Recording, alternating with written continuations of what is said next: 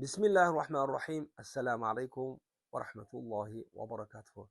Muhtaram azizlar, Anvarul Manash kitobidan suhbatimizni davom ettiramiz. Bugungi mavzuyimiz haj kimga va qachon farz bo'ladi? Alloh taolo Qur'oni Karim azimishanda marhamat qilib aytadi. A'udhu billahi minash shaytonir rojim.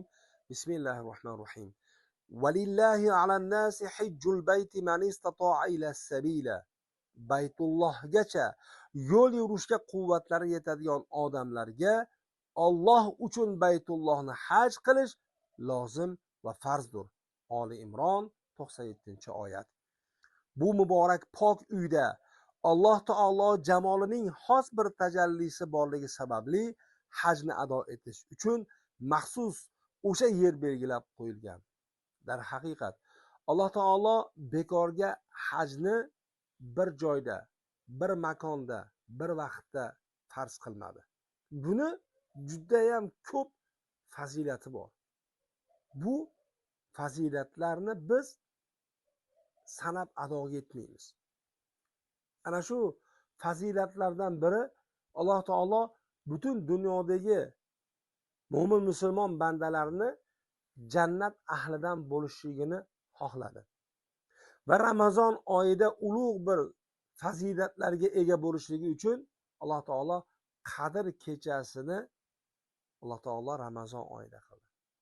Qadr kechasida ulug' savoblarni Alloh taolo biz bandalar uchun berdi. Chunonchi Zulhijja oyida Alloh taolo haj buyuk ibodatini farz qildiki, bu ibodatni ado etgan bandalarni barcha gunohlarini mag'firat qilishligini, onadan tug'ilgandek gunohsiz qaytishliklarini xush xabarini berdi.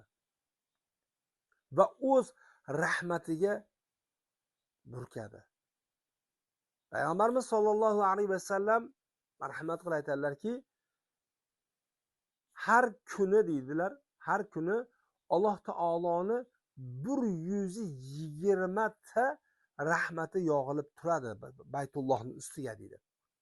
Kimi ustiga desa, ana shu rahmatining 60 tasi Ka'bani taof qilayotgan bandalarning ustiga yog'iladi dedilar. Ana shu 40 tasi esa Baytullohni Ka'bani atrofida namoz o'qiyotgan namozxonlarning ustiga yog'ilib turadi dedilar. Va 20 tasi esa Baytullohda Ka'baga nazar tashlab o'tirgan bandalarning ustiga yog'iladi dedilar. Demak, qarang, bu ana shu joyni o'ziga xos Alloh taoloning rahmati bu ibodatni ulug'lab kelgan suyuklik o'zining aziz mehmonlarini ustiga yog'ilar ekan. Haj shunday ibodatki deydilar, uning har bir adosi insonning haqiqiy mahbub Alloh taologa bo'lgan ishq muhabbatini izhor qilib turadi. Qaysi odam uning muhabbatini da'vo qilsa hamda moliyaviy va badaniy jihatdan Baytullohi sharifga yetib borishga qudrati yetsa, eng kami umrida bir bor mahbubining diyorida hozir bo'lsin va u yerda ishq muhabbat bilan taof qilsin deydilar. Demak, dar haqiqat bu haj shunaqangi ibodatki, bandani haqiqiy bandaligini izhor qiladigan, bandaligini isbot qiladigan ibodat. Bu haj shunaqangi ibodatki, bandani sevgisini, Robbisiga bo'lgan muhabbatini isbotlaydigan ibodat. Chunki agar bugun banda haqiqatda Alloh taoloni sevsa, yaxshi ko'rsa, oshiq mahbubiga bu sevgisini aytishligi lozim. Aytishlik uchun mahbubining baytiga borib, uyiga borib aytadi. Va bu yo'lda qancha sarf xarajat bo'lishligidan qat'iy nazar u borini sarf xarajat qiladi bu yo'lda. Va bu yo'lda yo'l mashaqqatlariga sabr qiladi. Va baytiga borganda endi banda Robbisiga o'zini sevgisini izhor qiladi. Ya Robbiy dedi, men seni sevaman, men seni yaxshi ko'raman.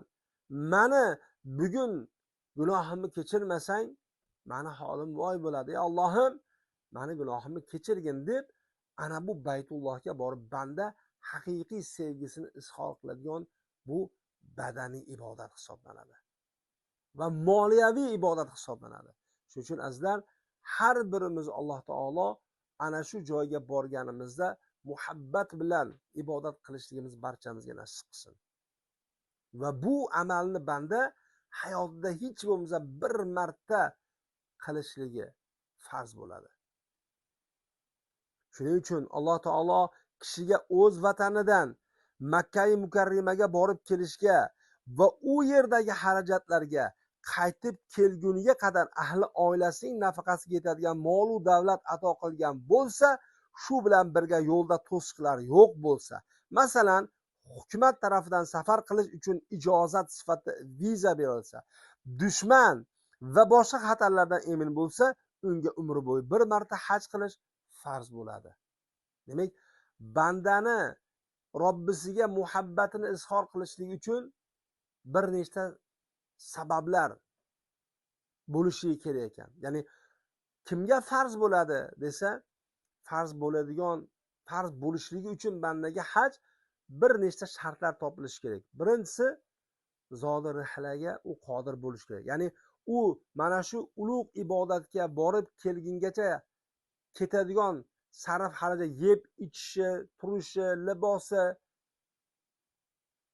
borib keyingacha bo'ladigan xarajatlarga yetadigan mablag'i bo'lishi kerak. Va ketgandan keyin oilasi, bola chaqasi, ahli muhtoj bo'lmasligi kerak insonlarga. U ketsa-yu uydagilar muhtoj bo'lib, qo'ni qo'shnidan, yaqinlardan yordam so'raydigan bo'lsa, bu durust emas. Va insonni salomatligi joyida bo'lishligi kerak bo'ladi. U biror bir og'ir dard bilan dardlangan, kasal bo'ladigan bo'lsa, undan ham ana shu farz, ya'ni soqit bo'lib turadi. Va yo'l bexatar bo'lishi kerak. To'siq bo'lmasligi kerak. Mana bugungi kunda deylik, davlatimiz tomonidan ruxsat berilsa boriladi, bo'lmasam, boshqa yo'llar bilan, noqonuniy yo'llar bilan boradigan bo'lsa, u joyda unga zulm bo'lib qolishligi mumkin. Shuning uchun azizlar, Allohdan so'rab birinchi qadam nima deganda, birinchi qadam masalan mahalla, o'zimizning mahallamizga ariza tashlab qo'yishligimiz lozim bo'ladi. Bu bizdan bitta soqit qiladi farzni. Ya'ni siz bilan biz birinchi qadamni tashlagan bo'lamiz. Va ayol kishi bo'ladigan bo'lsa, albatta uni mahrami bo'lishligi shart bo'ladi. Demak, bugun Alloh taoloning baytiga ketgan davlatimiz tomonidan 15 mingdan ziyod hojilarimizni Alloh taolo hajlarini Alloh taolo o'zi qabul qilsin. Iloya qiladigan hajlarini haji mabrurlardan qilsin. Va bu yil bora olmasdan Allohdan, ey Allohim, bizlarni ham tez kunlarda nasibamizni qo'shgin o'sha joylarga degan sizu bizlarni Alloh taolo kelasi haj mavsumlariga bu ibodatni ado etishlikni barchamizga Alloh taolo nasibi ro'za aylasin. Assalomu alaykum va rahmatullohi va barakatuh.